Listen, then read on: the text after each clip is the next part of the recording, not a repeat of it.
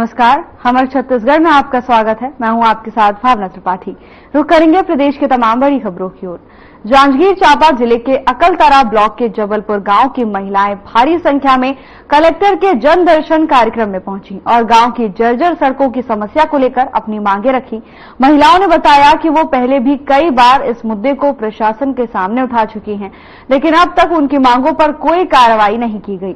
ग्रामीणों ने कलेक्टर को बताया कि गांव की सड़कें इतनी खराब हैं कि आवागमन में काफी दिक्कतों का सामना करना पड़ता है, यहां तक कि बच्चों को स्कूल जाने में भी परेशानियां होती हैं। महिलाओं ने आगे कहा कि इस बारे में स्थानीय विधायक को भी अवगत कराया गया था, लेकिन अब तक कोई ठोस कदम नहीं उठाया गया। वहीं महिलाओं ने प्रशासन को चेतावनी देते हुए कहा कि अगर 3 दिनों के भीतर उनकी मांगों को पूरा नहीं किया गया तो वो सड़कों पर उतरकर चक्का जाम करने को मजबूर होंगी। हम सब गांव के जत्था महिला मंडली आप देख सकते हैं, सब रोड की समस्या के नाम से आए थे। पूर्व भी लगातार 2 महीने से हम लोग बार बार प्रयास कर रहे थे। यहां से आश्वासन कलेक्टर ऑफिस हमको मिल चुका है। 1 बार मिला, 2 बार मिला, 3 बार मिला, वो लगातार मिलते जा रहा है। बस आश्वासन बस है, बाकी काम कोई भी प्रकार का शासकीय हम लोग को वहां पे जो काम सड़क की समस्या है, कोई भी आदमी यहाँ से कोई भी आदमी यहाँ पे जा के देख सकता है। जांजगीर जिला का सबसे रोड खराब कौन है ना, तो आप गूगल में सर्च मार लीजिए, मिल जाएगा आपको जबलपुर। बहुत गंदी 3 फीट का गड्ढा है वहां पे, बगल में स्कूल है, सोसाइटी है, समस्या बहुत बड़ी थी। आज पूरी गांव की जितनी महिला मंडली, उनके बोलने पर मैं भी यहाँ पहुंचा हूं। पूर्व में विधायक महोदय भी आए थे, उनके भी बात वहां पे रखा गया था, फिर भी अभी तक कोई आश्वासन, बस मौखिक आश्वासन है। मांग पूरी नहीं होने पर क्या करेंगे? मांग नहीं पूरी, हम लोग पावती लिए, हम लोग श्रीमान जी से निवेदन है 3 दिवस के भीतर ग्राम की सड़क मरम्मत तथा समाधान नहीं किए जाने पर समस्त महिला और स्कूली छात्राएं रोड पर बैठ कर चक्का जाम करेंगी, जिसकी समस्त जवाबदारी शासन प्रशासन की होगी। जावलपुर से पूरा मंडली आए हुए हैं, लेकिन हमको यहाँ आने के बाद ये पता चला है कि हमें 5 जन की अनुमति है वहाँ मिलने का। हमका सब उदास हो गए हैं और हमारा समस्या इतना बढ़ते जा रहा है, एक के बाद एक हादसा होते जा रहा है। अगर वो 3 दिन में मतलब मरम्मत की या कुछ और मतलब जो भी अपना नो एंट्री की और कोई भी व्यवस्था किए हैं वो सरकार, अगर नहीं हो पाएगा तो हम लोग चक्का जाम करेंगे, उसकी जवाबदारी शासन दिया जाएगा। आज कहाँ है? आज हम लोग कलेक्ट्रेट में आए हैं, जांजगीर जिला कलेक्ट्रेट में। तो हड़ताल करेंगे, है ना। हमारी मांग अगर पूरी नहीं होगी तो हम लोग हड़ताल करेंगे, चाहे वो स्कूल के बच्चे, कोई भी अनुमति नहीं होगा, चाहे सवारी की गाड़ी हो या बच्चे का स्कूल हो, किसी को हम जाने आने नहीं देंगे। और उसकी प्रशासन मतलब जो जितना भी जवाबदारी है वो शासन और कलेक्टर की होगी। सीएम विष्णुदेव साय ने प्रेस ब्रीफिंग की। सीएम ने इस दौरान क्या कुछ कहा, आइए आपको सुनाते हैं। उपस्थित हुए, राज्य में लंबित और प्रगतिरत योजनाओं के बारे में समीक्षा हुई, बातचीत हुई। मैं आदरणीय मुख्यमंत्री विष्णुदेव साय जी से आग्रह करूंगा कि बैठक में जो बातें हुई है वो आप सबके सामने विस्तार से रखें। हमारे छत्तीसगढ़ सरकार के उप मुख्यमंत्री और जिनके पास पीडब्ल्यूडी विभाग भी है, आदरणीय श्री अरुण साव जी और सभी मीडिया के साथीगण, आप सबका स्वागत है। आज हमारे भारत सरकार के सड़क और परिवहन मंत्री आदरणीय श्री नितिन गडकरी जी हम लोगों को एक बैठक में बुलाए थे। समीक्षा बैठक थी जिसमें छत्तीसगढ़ के अंदर जितने भी उनके विभाग से परियोजनाएं चल रही हैं उस पर विस्तार से समीक्षा हुआ। और बड़ा सौभाग्य है छत्तीसगढ़ का कि आज छत्तीसगढ़ के अंदर में 908 करोड़ रुपए सीआरएफ योजना के तहत उन्होंने स्वीकृति दी, जिसमें 8 रोड का निर्माण होगा। उसी तरह से केसकाल घाट के 4 लेन चौड़ीकरण कार्य को 1 माह के भीतर स्वीकृति देने की उन्होंने सहमति दी है, जिसकी लागत करीब 318 करोड़ रुपए होगी। उसी तरह से धमतरी जगदलपुर मार्ग के 4 लेन चौड़ीकरण हेतु उसकी भी स्वीकृति की सहमति उन्होंने दी है, जिसकी लागत 1280 करोड़ रुपए होगा। और समस्त जो परियोजनाएं हैं, जिसे मैंने प्रारंभ में ही कहा, उनका बड़ा विस्तार से उन्होंने समीक्षा किया है और सबको समय सीमा पर पूर्ण कराने के लिए विभाग को निर्देशित किया है।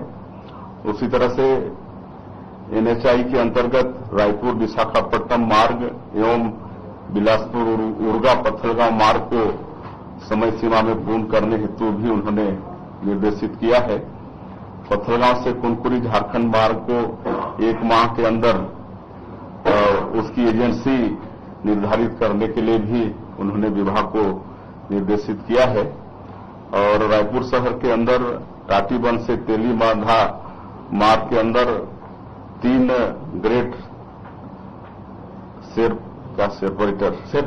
सेपरेटर की भी उन्होंने स्वीकृति दी है, जो सरोना उद्योग भवन और तेली बांधा में बनेगा और इसकी लागत 680 करोड़ रुपये होगा।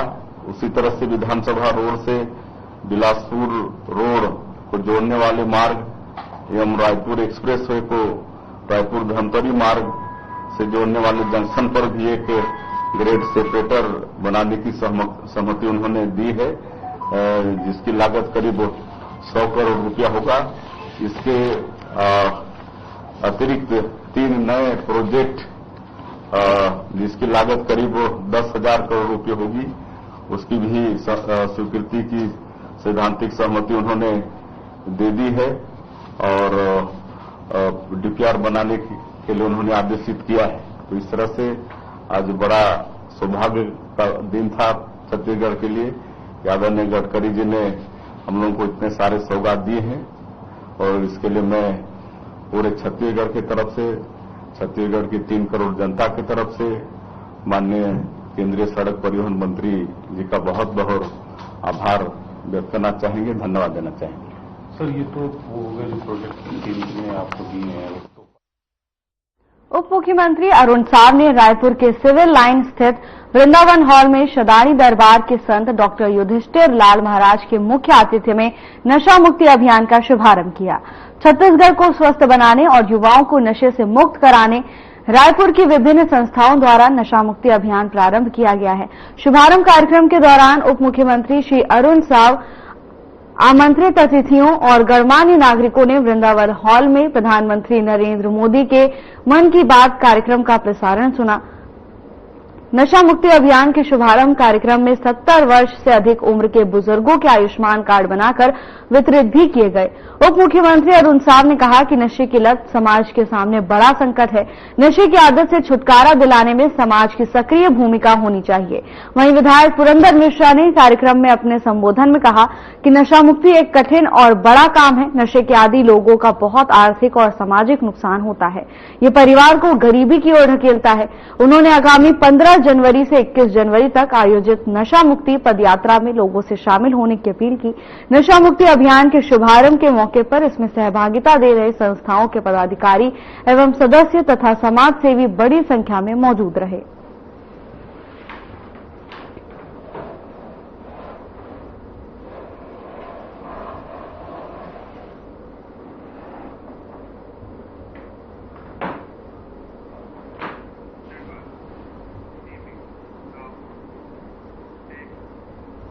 जांजगीर चांपा के पामगढ़ थाना क्षेत्र में कच्ची महुआ शराब पर बड़ी कार्रवाई की गई है।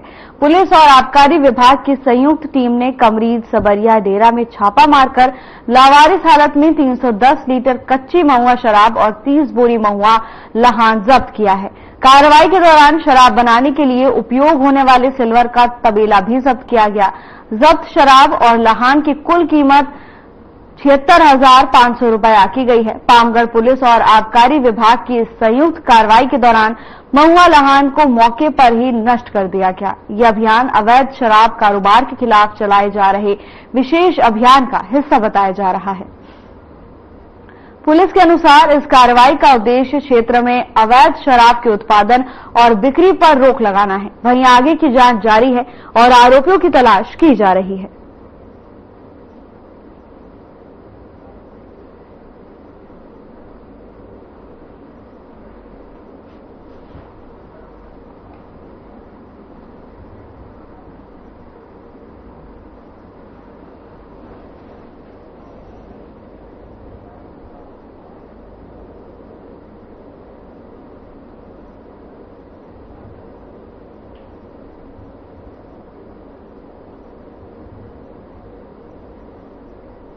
आबकारी टीम के द्वारा वहां पर छापेमारी की कार्रवाई की गई, जिसमें लगभग 300 लीटर महुआ शराब तथा शराब बनाने की महुआ लाहन के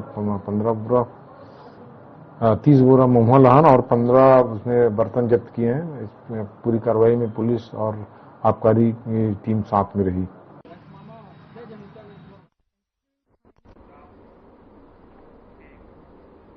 खबर जांजगीर से है, जहां पुलिस ने ट्रैक्टर लोन की किस्त के नाम पर लाखों रुपए की धोखाधड़ी करने वाले आरोपी को गिरफ्तार किया है।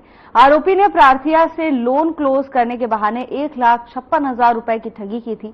बता दें कि राहुल यादव श्रीराम फाइनेंस लिमिटेड जांजगीर में फील्ड ऑफिसर के रूप में काम करता था। पूरे मामले को लेकर पुलिस ने धोखाधड़ी की शिकायत मिलने पर जांजगीर पुलिस ने आरोपी के खिलाफ कई धाराओं के तहत मामला दर्ज कर आरोपी को न्यायिक रिमांड पर भेज दिया है।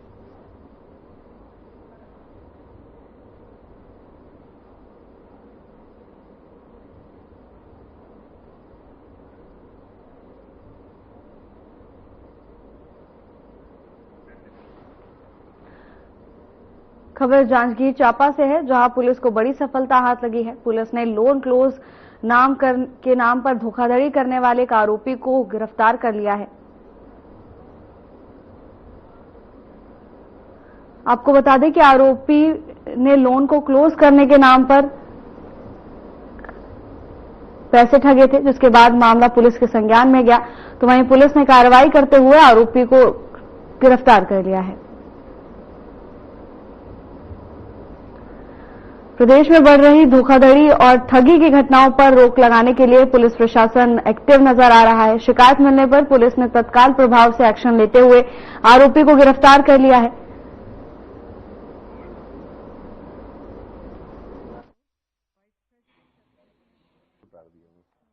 राहुल यादव पिता छतराम यादव, जो कि एक ट्रैक्टर लेने के नाम पे आवेदिका अच्छेमती साहू से 1,50,000 रुपए उसका फाइनेंस हुआ था श्रीराम फाइनेंस पे, जिसको पूरा ले लिया पटाने के नाम पे और उसको 30,000 रुपए इसके उस पर जमा किया अकाउंट में।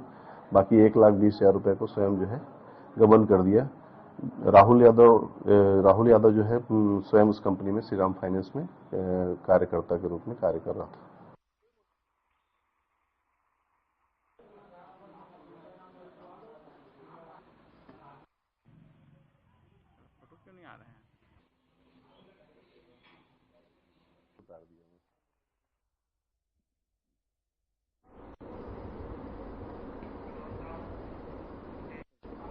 जांजगीर के बलौदा की कॉलोनी में चोरों ने 4 घरों को निशाना बनाया है। इस दौरान चोर लाखों रुपए की सोने चांदी के जेवरात लेकर फरार हो गए। घटना के बाद कॉलोनी में दहशत का माहौल है। चोरों ने इंजीनियर, टीचर, नायब तहसीलदार और अधीक्षक के घरों में चोरी की वारदात को अंजाम दिया है। चोरी की ये घटनाएं कॉलोनी में लगे सीसीटीवी कैमरे में कैद हो गई, तो वहीं पूरे मामले को लेकर बलौदा पुलिस ने मामला दर्ज कर लिया है और चोरों की तलाश के लिए जांच शुरू कर दी है। इसको लेकर पुलिस अधिकारियों का कहना है कि जल्द ही चोरों को पकड़ने के लिए विशेष टीम गठित की जाएगी।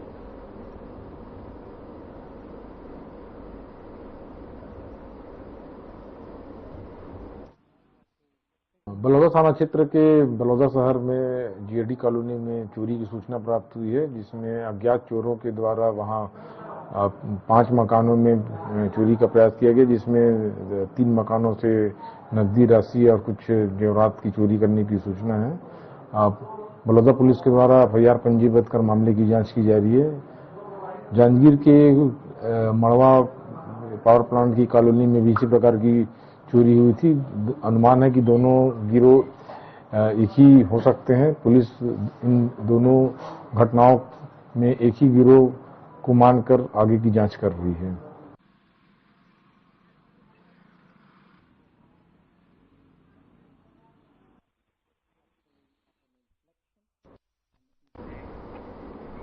सकती जिले में जल, जंगल और जमीन पर खतरा मंडरा रहा है।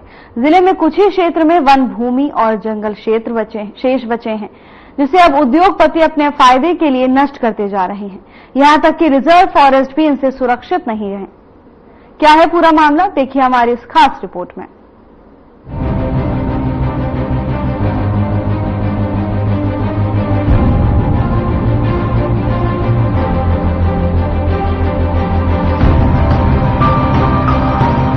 सकती में में जल, जंगल और जमीन पर खतरा बना हुआ है। कुछ ही क्षेत्र में वन भूमि और जंगल शेष बचे हैं, जिसे अब उद्योगपति अपने फायदे के लिए नष्ट करते जा रहे हैं। पूरा मामला जिले के छिता पंडरिया गांव का है, जहां रिजर्व फॉरेस्ट 43 को गांव के पंच सरपंच से मिली भगत कर उद्योगपति के साथ उसका सौदा कर दिया गया और वहां क्रेशर संचालक के बड़े बड़े वाहन चलाने के लिए सड़क बना दी गई।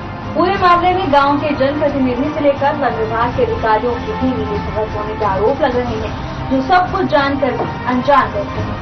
दरअसल सक्ती जिले के छीता पंडरिया गांव में मेसर्स गुरुश्री मिनरल्स के कई जोरोमाइट खदान है, जहां से पत्थर लाने और ले जाने के लिए अवैध तरीके से रिजर्व फॉरेस्ट जंगल की कटाई कर दी गई और सड़क बना दी गई। यहाँ तक कि वहाँ से गुजरने वाली नदी पर पुल भी बना दिया गया।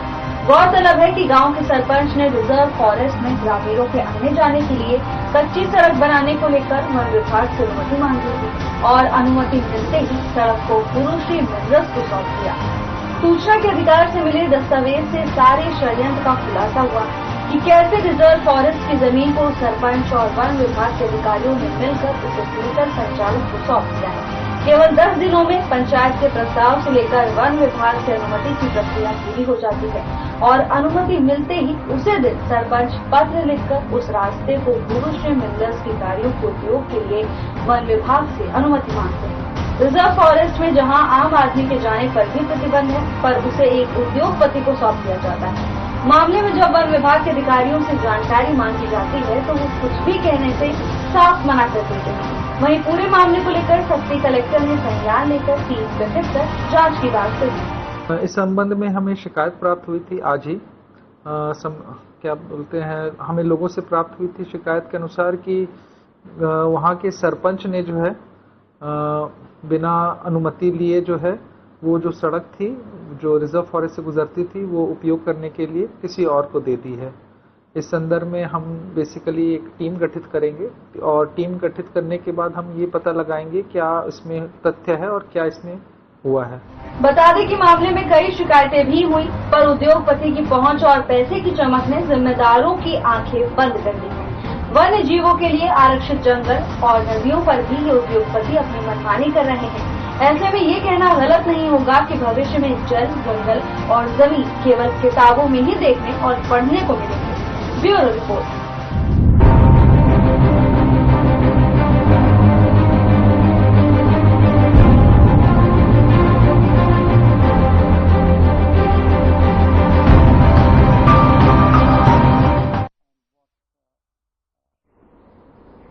रायपुर में सीएम विष्णुदेव साय ने अपने निवास कार्यालय में प्रधानमंत्री नरेंद्र मोदी के मन की बात कार्यक्रम को सुना। इस दौरान सीएम साय ने कार्यक्रम सुनने के पश्चात प्रतिक्रिया देते हुए कहा कि ग्रामीण अंचलों में लोग अपनी कला, संस्कृति, परंपराओं और अमूल्य विरासत को सहेजने में अपने सामर्थ्य के अनुरूप योगदान दे रहे हैं। प्रधानमंत्री मोदी अपने मन की बात कार्यक्रम के माध्यम से गर्व के साथ इसे देश दुनिया के सामने रखते हैं। इससे हम देश के अलग अलग हिस्सों में होने वाले ऐसे सभी प्रयासों और नवाचारों के बारे में जान पाते हैं और प्रेरित होते हैं। इस मौके पर स्वास्थ्य मंत्री श्याम बिहारी जायसवाल, विधायक गोमती साय, विधायक भैयालाल राजवाड़े, युवा आयोग के पूर्व अध्यक्ष कमल चंद्र भंजदेव सहित कई गणमान्य लोग मौजूद रहे। स्वच्छता को लेकर जारी अभियान से हमें अब जैसे मुझे केरला में कोझिकोड में विरासत थी, यही वजह है कि मुझे हाल की अपनी अमेरिका यात्रा, अमेरिकी सरकार ने भारत को करीब 300 प्राचीन कलाकृति, ये जब तक हमारा स्वभाव बन जाए स्वच्छता तब तक करने का काम है। कांसे से बनी भगवान श्री गणेश जी की प्रतिमाएं भी हैं। मेरे प्यारे साथियों, अगर मैं पूछूं कि कोई बच्चा कौन सी स्वच्छता अभियान में हिस्सा जरूर ले, मैं एक बार फिर स्वच्छ भारत मिशन की सफलता पर सुभाश्री, जिन्होंने अपने प्रयास से दुर्लभ और बहुत उपयोगी जड़ी बूटी एक ऐसा डिजिटल प्लेटफॉर्म तैयार किया है जहां संथाली भाषा से जुड़े।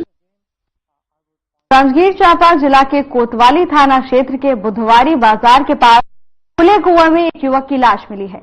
सबसे व्यस्ततम क्षेत्र के कुएं में लाश मिलने से क्षेत्र में से सनसनी फैल गई। कोतवाली पुलिस के साथ नगर सेना की टीम मौके पर पहुंची और शव को बाहर निकाला। मृतक की पहचान योगेश शर्मा के रूप में हुई है, जो ठेकेदारी का काम किया करता था। सूचना के बाद से ही परिजनों का रो रो कर बुरा हाल है। फिलहाल पुलिस ने मामला दर्ज कर आगे की जांच शुरू कर दी है। ये हत्या है या फिर किसी हादसे के चलते जान गई है, ये तो जानकारी के बाद ही पता चलेगा।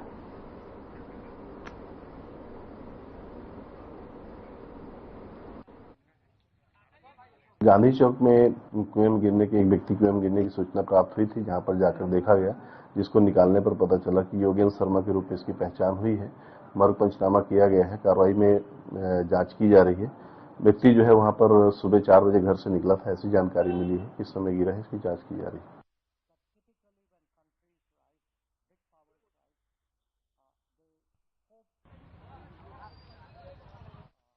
खबर रायगढ़ से है, जहां जिंदल के सिक्योरिटी गार्ड ने ठेका कर्मी के 3 कर्मचारियों को पीट दिया। जैसे ही इस बात की जानकारी हुई तो जिंदल प्लांट के पास स्थानीय निवासियों ने चक्का जाम कर दिया और नारेबाजी करते हुए विरोध करने लगे। 3 कर्मचारियों और सिक्योरिटी गार्ड के बीच विवाद ने काफी हिंसक रूप ले लिया। ऐसा बताया जा रहा है कि सिक्योरिटी गार्ड ने तीनों कर्मचारियों को पहले पीटा, फिर उन्हें घंटों तक एक कमरे में बंधक बनाकर रखा।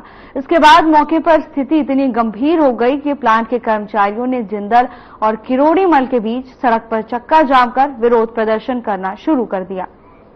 जिंदल स्टील पावर लिमिटेड के अंदर SMS2 में कार्यरत ठेका कर्मी कार्यरत 3 वर्कर को ये लोग सेंटर एरिया में लाकर कुछ जो भी कारण रहा होगा प्लांट के अंदर और पूछताछ करके जबरन उसको कबूलनामा करवाने के चक्कर में मारपीट की उनके साथ बेरहमी से 3 वर्करों के साथ में। तो उन लोगों को लेके हम लोग आज यहाँ बैठे थे सुबह हड़ताल में, सर्वदलीय हम लोग सब एक साथ मिल के, और अंदर में आश्वासन अभी जिंदल प्रबंधन 5 घंटे बाद हम लोग को बुलाया था मीटिंग के लिए और हम सब बिंदुवार वहां पर जाकर चर्चा हुआ था। उसमें इन लोगों के साथ जो भी दुर्व्यवहार हुआ, मारपीट हुआ, उसका इलाज के लिए वो लोग और उनका भरपाई के लिए उनका तनख्वाह जो बैठेंगे 15 दिन से 1 महीना वो जिंदल भरपाई करेगा, उनका खर्चा उठाएगा। जिंदल का गार्ड के ऊपर एक्शन लेने के लिए वो लोग बोले हैं कंपनी में कर्मचारी लोग, उनके अधिकारी जो है उनके जो ब्रिगेडियर। FIR हम लोगों ने नहीं कराई है अभी हम लोग लेकर धरना ही पर्सन बैठे थे। और भी उसके अलावा जो पहले 8-9 महीना पहले जो मजदूर लोगों को ब्लैक लिस्ट करके निकाला गया है धरने में जो बैठे हुए थे चौतराई से, उन लोगों को सबको वापस ब्लैक लिस्ट हटा के उनको ड्यूटी पे लिया जिंदल में। उस बिंदु पे अड़ के हम लोग चर्चा किए हैं और उसके लिए वो लोग 3 दिन का और समय हम लोग से मांगे हैं कि हम 3 दिन के हम लोग को समय दे दो करके, और 3 दिन बाद अगर वो नहीं होता तो हम फिर से वापस धरना पे बैठेंगे। अगर सभी कर्मचारियों को जो 200-250 है अगर काम पे नहीं लेते तो हम फिर बैठेंगे। और भी कई बिंदु पे चर्चा हुआ है पब्लिक के हित में, वर्करों के हित में, उसके ऊपर भी कंपनी राजी हुआ है चर्चा करने को, राज्य सार्थक बात भी हुआ है। लेकिन मेन हमारा है जो ब्लैक लिस्टेड वर्कर है उनको वापस लिया जाए और ये जो जिनका साथ मारपीट हुआ था, अन्यथा दोबारा ऐसी कोई घटना ना हो जिंदल सिक्योरिटी द्वारा भविष्य में। जिंदल प्लांट में 2-3 वर्करों को सिक्योरिटी के द्वारा उठाया गया और उनके साथ दुर्व्यवहार किया गया। हमें रात में पता चला, उस चीज को लेकर के हम लोगों ने गेट बंद किए थे और कुछ हमारे मांगी थी, तो इसलिए हम लोग वर्करों के साथ जो ये लोग दुर्व्यवहार किए उसके लिए हम लोग गेट बंद करके हड़ताल किए। क्या मांग था और क्या मांग पूरा हुआ, हड़ताल खत्म किया आपने? हड़ताल इसी बेस पे खत्म हुआ कि 9 महीना पहले एक बार 9-10 महीना पहले जिंदल में एक बड़ा हड़ताल हुई थी, जिसमें उन लोगों का खुद से लिख के दिया गया था कि किसी भी कर्मचारी जो ठेकेदार के श्रमिक है उनको नहीं हटाएंगे, क्योंकि 2-3 महीना जाने के बाद में इन लोग धीरे धीरे एक ग्रुप में ना हटा करके कभी 10, कभी 20, कभी 5 ऐसे करके उन लोगों को हटाते गए। तो ये हमारी मांगे थी और इस मांग को उन्होंने 3 दिन के अंदर में हम लोग चर्चा करवा करके पूरा करेंगे बोले हैं। और बाकी एक और मांग थी किरोड़ी। फिलहाल के लिए बस इतना ही। जल्द हाजिर होंगे नई अपडेट्स के साथ। नमस्कार।